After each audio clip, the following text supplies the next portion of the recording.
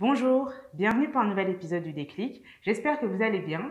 Et cette semaine, je voulais qu'on parle un petit peu de cette notion de métier qui a du sens et du fait de trouver sa place. Parce que je trouve que parfois, il y a un petit peu des idées reçues sur le sujet. La dernière fois, j'entendais un garçon qui parlait de ça et qui disait « Ah oui, j'aimerais bien avoir un métier qui a du sens, mais j'ai pas envie d'être pompier ou d'être dans la police, des choses comme ça. » Et en fait, on voyait directement le parallèle que pour lui, métier qui a du sens, c'était vraiment un métier social. Et pour moi, c'était pas du tout le cas. Et l'année dernière, j'ai fait toute une série d'interviews. J'ai interviewé 17 personnes. Donc, c'était un format qui s'appelait The Must. Et justement, le but, c'était de montrer que le fait de trouver sa place ou d'avoir un métier qui avait du sens, ça pouvait prendre vraiment différentes formes et que c'était au final très personnel. Donc le but, c'est qu'on puisse échanger là-dessus. Moi, j'ai regardé de nouveau les 17 interviews pour vous faire un retour. Et peut-être que ce que je vais vous partager vous aidera à avancer dans votre cheminement personnel. Alors avant, juste pour vous remettre dans le contexte, le format d'interview, c'était vraiment 9 questions identiques qui étaient posées à des personnes différentes. Parce que je trouvais que c'était intéressant justement pour voir les ressemblances et les variations en fonction des personnes. Donc il y avait, quelle est ta mission? Pourquoi cette mission? Quelle est ton activité? Qu'est-ce qui te plaît le plus? Qu'est-ce qui te plaît le moins? Quel est ton super pouvoir? Comment tu as évolué depuis que tu as ton activité? Quel est ton message à ton futur toi? Et si ton activité pouvait être une couleur, laquelle serait-elle? Donc l'idée, c'était vraiment d'avoir l'envers du décor d'un métier passion, ou en tout cas d'une personne qui se sentait vraiment à sa place et qui sentait que vraiment son métier avait du sens pour elle. Donc le premier retour que je peux vous faire concerne la mission. Et là, c'était intéressant de voir que pour certaines personnes, la mission était directement liée à leur activité, et pour d'autres, en fait, c'était un petit peu décorrélé. Par exemple, Anne, qui était dans le body painting, dans le maquillage, elle a dit que sa mission, c'était de transmettre de la joie, de l'énergie. Et c'était beau de voir que justement, en fait, transmettre de la joie, transmettre de l'énergie, ça aurait pu passer par plein d'activités différentes. Soumana, par exemple, elle est chanteuse, artiste. Et sa mission, c'était plus lié à un alignement dans sa vie. Donc, c'était quelque chose de très personnel. Donc, il y avait des personnes qui ont vraiment donné une mission en lien avec leur activité. C'était collé, en fait, à ce qu'ils faisaient. Et d'autres, c'était plus quelque chose de personnel. D'autres avaient même une mission pour l'entreprise, une mission pour eux-mêmes. Et je trouve ça intéressant, du coup, qu'on puisse avoir une mission très personnelle et une autre liée à son activité, mais que ce soit, du coup, des choses différentes.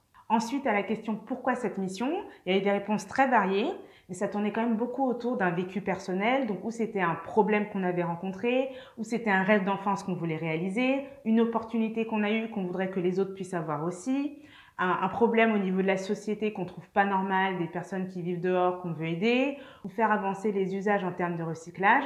En tout cas, c'était vraiment lié à l'histoire de la personne.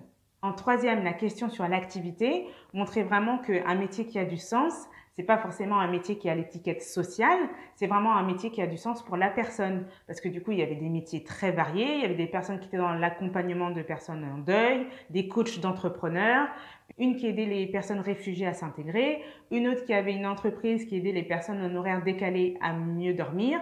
Enfin bon, vraiment des activités très différentes et dans des domaines très différents. Sur la question qu'est-ce qui vous plaît le plus, ça a été très beau de voir qu'en fait ce qui revenait le plus souvent, c'était de voir des résultats, de voir l'impact sur les gens, de voir des changements, de voir de la progression, d'échanger avec des personnes, d'apprendre. Donc vraiment, le maximum des réponses tournait vraiment autour de ça. Je pense que c'est vraiment un indicateur important de ce côté métier qui a du sens, métier épanouissant. C'est vraiment de voir le résultat et de voir vraiment un changement ou en tout cas un impact sur l'autre. Et ce qui est ressorti comme le moins plaisant, c'était vraiment la partie administrative. Donc sachant que dans ces 17 personnes, la majorité en fait était à leur compte ou indépendante ou en gestion d'entreprise ou en gestion d'association. Donc il y avait ce côté un peu cœur d'activité versus administratif qui est pas forcément facile à gérer, quoi. Ensuite, je leur demandais de citer un super pouvoir.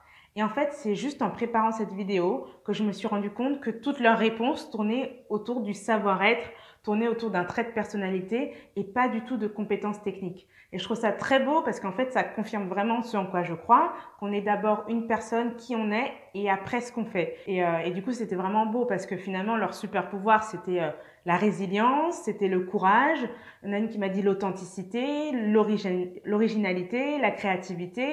Certains ont dit la foi, d'autres c'était leur éducation, leurs valeurs, des choses comme ça. Donc vraiment des choses pas vraiment tangibles, mais des traits de leur personnalité et des choses justement qui les aidait à avancer. Et du coup, moi, je trouve ça vraiment très, très, très beau et très important. Parce que souvent, quand on cherche savoir, on cherche ce qu'on sait faire, des choses comme ça. Donc, c'est vrai, c'est important. Je ne vais pas être assise ici et vous dire le contraire. C'est important, mais c'est vraiment aussi important de valoriser tout ce savoir-être qui n'est pas tangible, qui ne se voit pas forcément, mais justement qui infuse quelque part nos actions. Voilà, qui est un petit peu à la source de ce qu'on fait. Ensuite, il y avait une question sur leur évolution. Et là, c'était flagrant. Ce qui était en haut du podium, c'était vraiment le fait de gagner en confiance en soi. Là où souvent, en fait, quand on se cherche, on se dit non, je vais avoir confiance avant, on en a déjà parlé, mais je vais avoir confiance avant, après je vais faire. Je veux dire, toutes ces personnes, elles étaient déjà dedans, elles sont dans leur activité.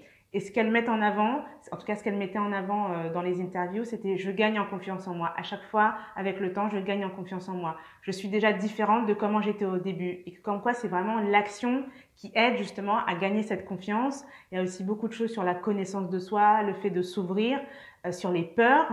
L'interview d'Anaïs, je trouvais ça très beau son témoignage parce qu'elle disait justement que à chaque étape il y avait un petit peu de nouvelles peurs et qu'elle avait l'impression de se découvrir à chaque fois, mais que voilà, il y avait ce côté évolution, mais évolution perpétuelle. C'est pas que maintenant, comme j'ai trouvé ma place, et ben du coup tout va bien, j'ai une confiance totale. Non, c'est que c'est venu en trouvant ma place et aussi que ça chemine encore en fait. C'est vraiment quelque chose de continu. C'était très beau de voir toutes leurs réponses, en tout cas dans ce sens. Et la dernière question que je leur posais, c'était « Et si ton activité pouvait être une couleur, laquelle serait-elle » Donc pour moi, c'était vraiment une question symbolique et c'était un peu l'opportunité de voir son métier différemment, de voir son activité différemment, et plus dans le ressenti, dans des émotions et dans une version un peu colorée. Et en me disant, ben aussi, je vais voir où ça va me mener cette question et justement, c'était un peu la porte ouverte à leur créativité quelque part. Et finalement, on s'est rendu compte que la couleur tournait beaucoup autour du soleil. Donc c'était beaucoup ou le soleil, ou le jaune, ou le doré, avec cette vision un peu d'optimisme ou de joie ou de quelque chose de vivant. Donc je les comprends parce que moi aussi, quelque part, ce serait le soleil. Ensuite, il y a eu d'autres couleurs comme le noir qui représentait l'élégance et la profondeur de la créativité. Il y a aussi Ophélie qui est ma surprise parce que du coup, le bleu est devenu super solaire et brillant, quelque chose que j'avais jamais entendu. Le corail, le magenta. Donc chacun avec sa subjectivité, chacun avec sa petite histoire et en expliquant en fait pourquoi ces couleurs. Donc c'était très beau à voir, donc n'hésitez pas à regarder tout ça. En tout cas, j'espère que tout ce que je vous ai raconté là vous aidera dans votre cheminement, vous aidera à voir les choses différemment et peut-être à voir les choses en couleur. Donc n'hésitez pas à me faire vos retours, à liker, à commenter et à partager. Et on se dit à jeudi prochain. À bientôt.